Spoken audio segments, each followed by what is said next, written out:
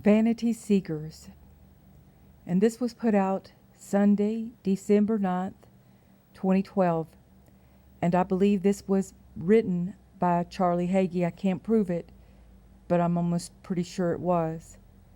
And you could say this is like a little devotional, but it's packed with a good punch, and it's needed. Vain prosperity is not of God, and is a gateway that leads to idolatry and witchcraft. The shallow in soul sell their souls for 30 pieces of gold because they want everything the rich have. To them, success is measured in quantities of things, money, popularity, and all that comes with it. Listen, this is happening. I want to just interject. You can't believe the people that are doing this right at the last minute as everything's getting ready to close up. I mean, it is unbelievable how this is happening. But it is. And be warned, this is a warning. The shallow in soul sell their souls for 30 pieces of gold because they want everything the rich have.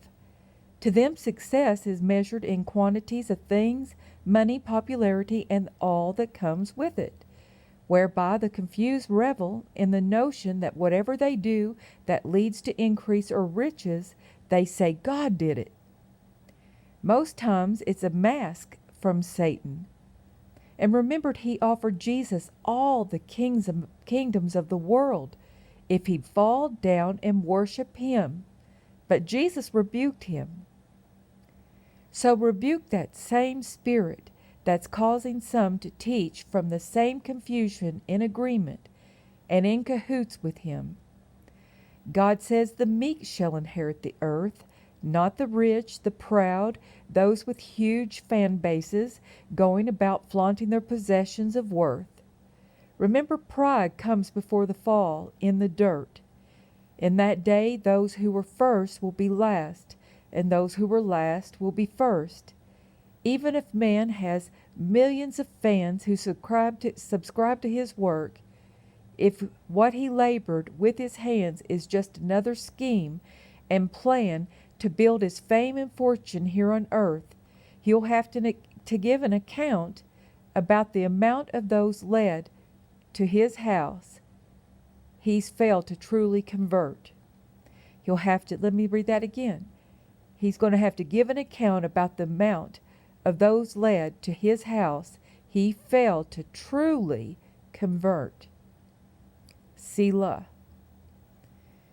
There was a little city, and few men within it. And there came a great king against it, and besieged it, and built great bulwarks against it. Now there was found in it a poor wise man, and he by his wisdom delivered the city. Yet no man remembered that same poor man. Then I said, wisdom is better than strength. Nevertheless, the poor man's wisdom is despised. Yeah, you may have great wisdom, but if you're poor and you're despised, what do you think about that?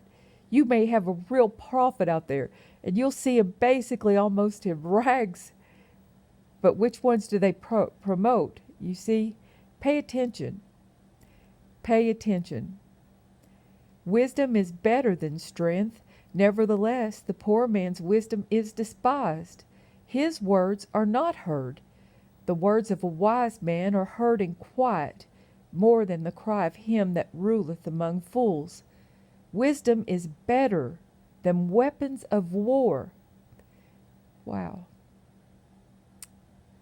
But one sinner destroyeth much good. And that's Escalades 9:14 through 18. And here's what Called says about himself, which I believe it's from Called Servants. It looks like his YouTube page, another page that he had. He says, I'm a born-again Christian who believes Jesus Christ died and rose again to pay the penalty for my sins and sent the Spirit of truth to teach me all things. Amen.